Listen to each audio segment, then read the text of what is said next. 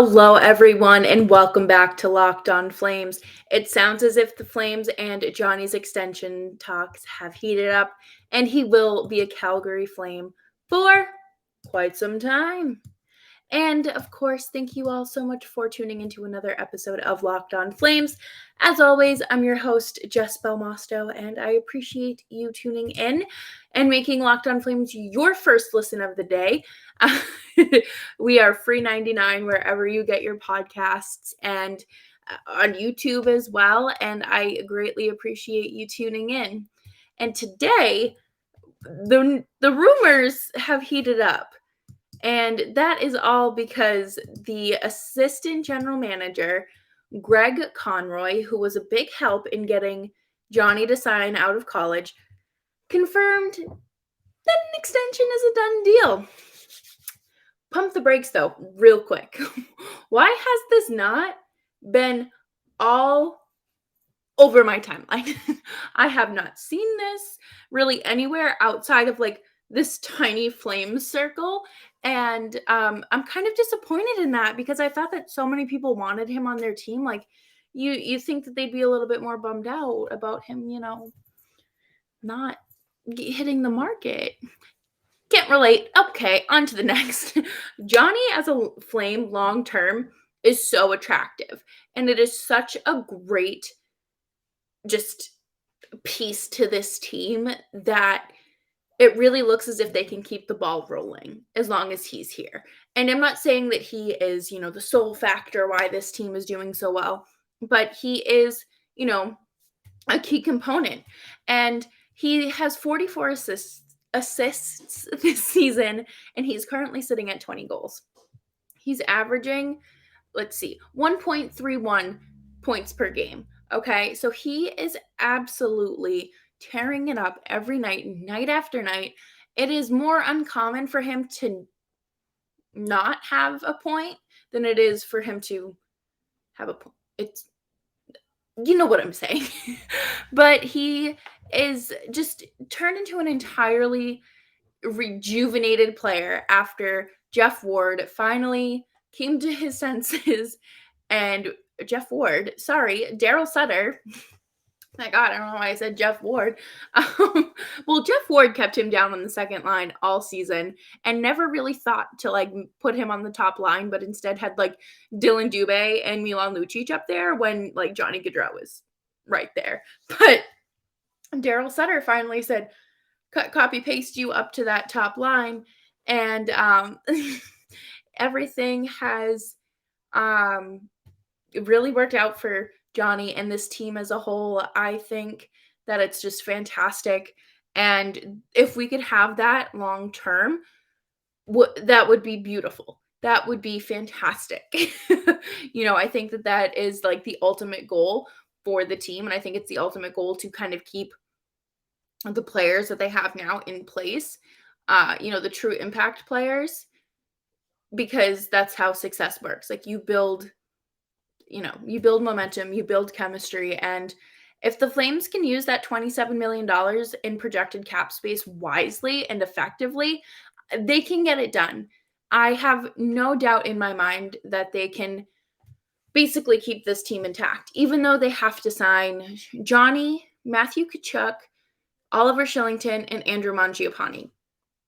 So that is a lot of work to get done with less than $30 million. Now, could they do some trading? Absolutely. If Matthew Tkachuk could wait one more year to, re-sign, that would be great because Sean Monahan's $6.6 million will be coming off the books. That would be great. But unfortunately, that's not how this is working. So I think that they can finagle something. I think that I think it's truly going to take the most work to get Matthew Tkachuk to stay. I have a feeling that, even though he's still young in his career, I think that he is someone who is, attracted to that money. And that's no shade or shame to him. I think that it's great to want to be paid for your work and especially for your talent, especially with the way that the market looks for players of his caliber. It's not a dig. It's not anything negative. Um, I just think that one's going to take a little bit more work, especially when we saw how contract negotiations with Brady Tkachuk kind of played out this summer. And by played out, I mean how they're portrayed in the media. And I think that it is very, I don't want to say common knowledge, but it's perceived that Chantal and Keith have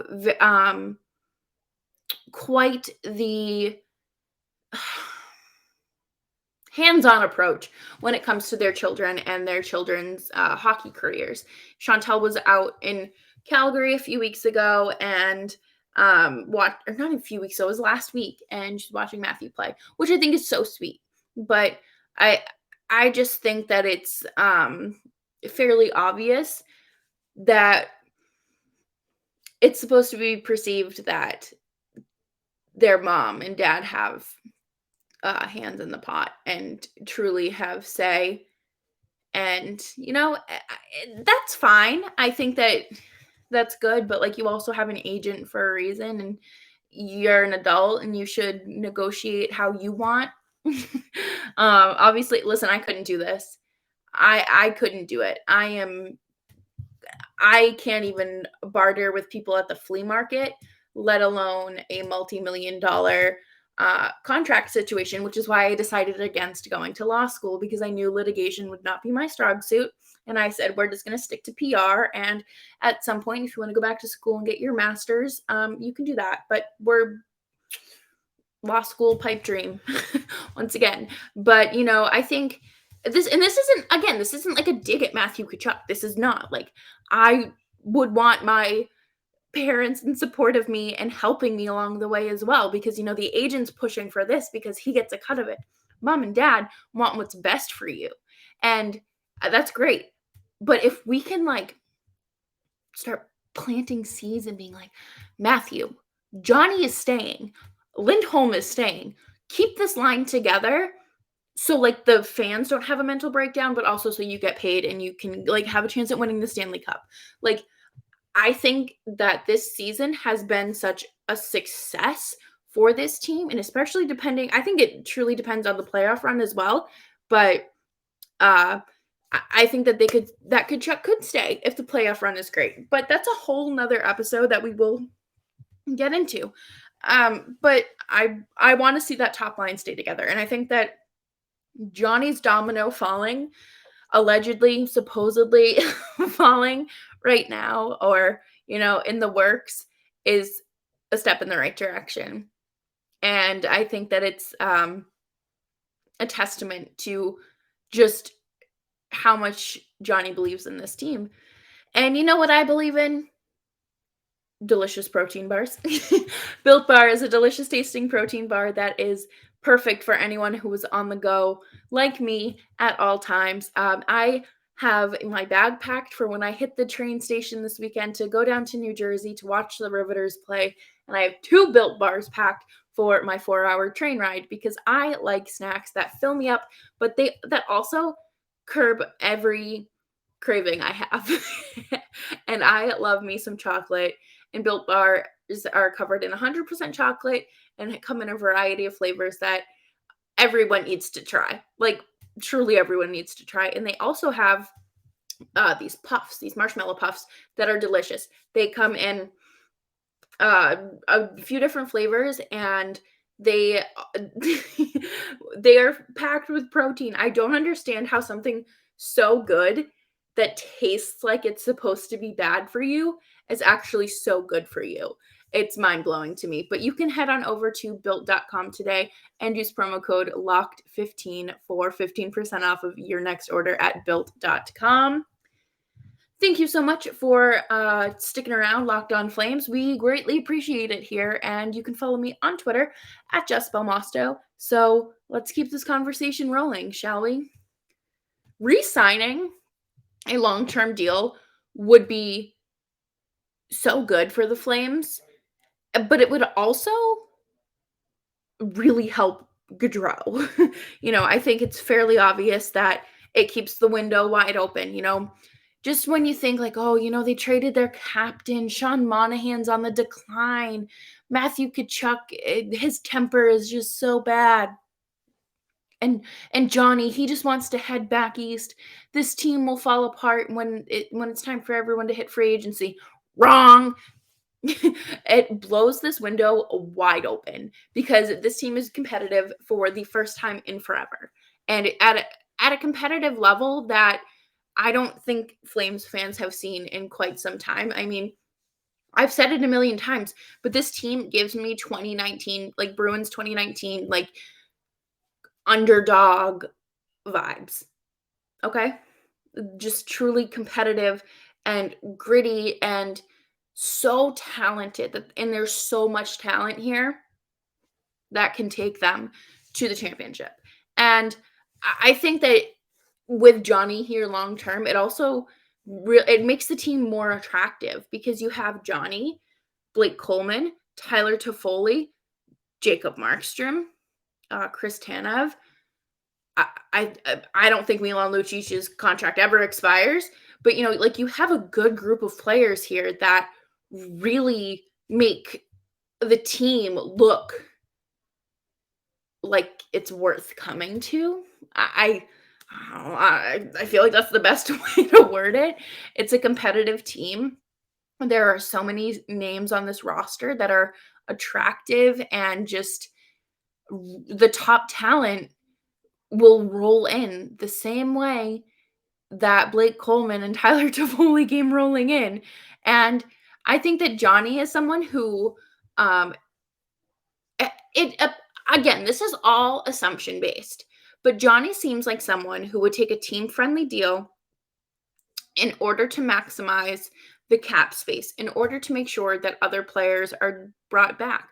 And that's a great quality to look for in any player, especially one of your top players who could easily go out and make $9-10 million a year in any other market, So I think that it's important to focus on the positives when it comes to him.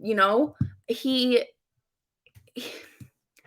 has come under such scrutiny in his tenure in Calgary that I think people forget the fact that he had that 99-point season and has just truly helped keep the Flames. I can't even say relevant, but he's kept them above the water time and time again. But this year it feels so different, and I am so happy for the Flames. I'm so happy to see people who aren't in the Calgary market. They'll message me and say, "Hey, because of your podcast, I started watching the Flames and I'm buying into what they're selling." Great. Number one, that means my podcast is doing its job. We're spewing all the Flames propaganda here, but the Flames are also selling you good hockey, So this is a two-way street here. And I know that Daryl Sutter is up. His contract is up at the end of next year. Do I think that immediately slams the Flames window shut if he doesn't come back? No. Do I think that it slams the Flames window shut if, Brad Treliving leaves at the end of next year? Absolutely not. No, I don't think that by any means. But I also don't think that that this is something that can easily be replicated by other coaches if they want to have their own system. But if you come in here and can say, "Hey, I like what Daryl Sutter had, take his playbook," I was gonna say call him, but maybe fax him something and say, "Daryl, what you were doing was amazing. I need it. I want to bring the Stanley Cup back to Calgary, put the Flames back on the map, stop the relocation to Atlanta Ducks, and get this team a ring." And I think that is something that could easily happen. I do. If the Flames play it right and the Flames want to, you know, continue to play good hockey and win, they need to work with themselves as much as they need to work with the aging coach and Brad Treliving isn't that old, but you know what I'm saying? Like, it's not end all be all if those two leave. Do I think that the Flames should work on an extension with Daryl Sutter? Absolutely. But I also know that Daryl Sutter is not a spring chicken, and he isn't necessarily going to want to coach for another 5 years, or another 3 years. That's a long time. But I think that it could help keep Tkachuk here a bit longer too. And I know I keep coming back to him, but if you lose Tkachuk this offseason, you are in a little bit of a bind to fill that top right wing spot. Could it be Tyler Toffoli? Yeah, probably good. But I think that Matthew Tkachuk brings a special element to this team that isn't necessarily repeatable. I'm horrible at speaking. But I think that, again, it does ultimately come down to where this team finishes come April and May. I think that's what it's going to be. But I have such a good feeling about this re-signing and what it could truly mean for the Flames and their future, because this season has been an anomaly. They have won 10 in a row. And I know none of that matters, like Daryl Sutter said, until the playoffs. But it's the fact that they can string that many wins together at such a high level that they're playing at. Like, it's not like they're just playing like the New Jersey Devils or the Arizona Coyotes night after night. They're really trying out there, and they're playing good hockey. And I'm so happy to finally see these players in a groove that shows their true talents and maximizes their true talents. And we're very grateful to have a coach that has come in and just be able to pick that out and say, this is what this player does best. This is what this one does best. Sign them together, put them together, put them in groups together like the teachers do for our gosh darn group projects. But coming up next, we are also going to talk about the latest addition to Calgary's coaching and scouting staff team members. I'm again struggling to speak. It's Wednesday. It's my Friday Junior, so let's jump into BetOnline AG. Football might be over this season, but basketball is in full swing for both pro and college hoops. From all the latest odds, totals, player performance props to where the next fired coach is going to land, BetOnline.net is the number one spot for all of your sports betting needs. BetOnline remains the best spot for all your sports scores and news this season. Head on over to the website today or use your mobile device to learn more about the trends and actions. BetOnline, where the game starts. If you follow me on Twitter, you know that my check engine light has been on for I don't know what year, maybe a year, but it's fine, right? Because Rock Auto has me covered, and I used one of their diagnostic tools to find out what the heck was wrong with my car. Turns out it's the fuel pump, which I can get on at rockauto.com, and for a much cheaper price than I could go down the street to any chain store in the area. rockauto.com has you covered for all of your car or truck parts and needs, and rockauto.com is a family-owned business that is great to support. Obviously, they've been a big supporter of the network for a long time now, and you love to see small businesses thrive. And Rock Auto has amazing selection in a variety of parts and just things that I never knew existed in a car. And their website, rockauto.com, is incredibly easy to navigate, which makes my shopping experience a million times easier and better. So head on over to rockauto.com today and use their How Did You Hear About Us box to tell them that Locked On sent you. Locked On Flames continues. Don't forget to subscribe to the show wherever you get your podcasts. And of course, leave us a 5-star rating and a nice little review. This morning, I woke up and thought I was in a fever dream because I saw that the Flames hired uh, Bob Murray as a West Coast scout. And Kristen Anderson, who actually hosted this show before me, wrote up a nice little article about it. And I figured we could kind of talk about that today. And for those of you who don't know, Bob Murray resigned this past November from the Ducks organizations after an investigation into his behavior when complaints came to light that he had allegedly